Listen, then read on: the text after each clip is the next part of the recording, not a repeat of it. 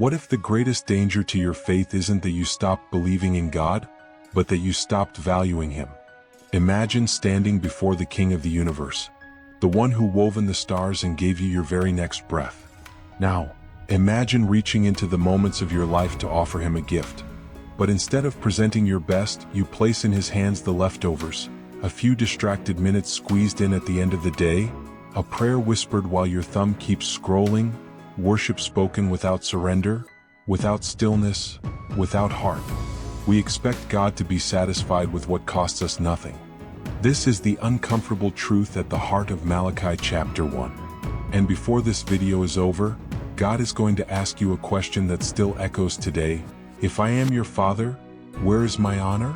Stay with me, because the answer might reveal a side of your heart you've never seen. Before God confronts the people's worship, He says something beautiful: I have loved you. But look at how they respond. How have you loved us?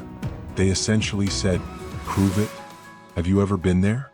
So focused on what you lack, the unanswered prayer, the closed door, the delayed promise, that you become blind to the love surrounding you? Sometimes God's love isn't absent. Our pain just makes it hard to see.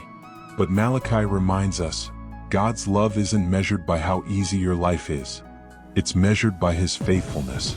The fact that He's even correcting you right now is proof He hasn't given up on you. Here is where it gets real. In Malachi's time, people were still religious. They went to the temple.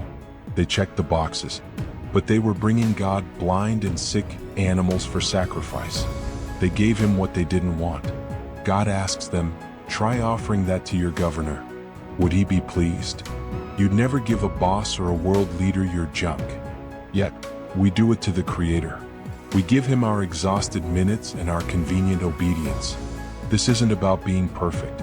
God isn't looking for a flawless performance. He's looking for a sincere heart. Worship isn't just a song on Sunday. It's what you do when no one is watching. It's choosing integrity when compromise is easier. It's giving Him your firsts instead of your remainders. The danger for many of us isn't rebellion, it's routine. We become so familiar with the holy that we treat it as common. We pray without thinking. We listen without hearing.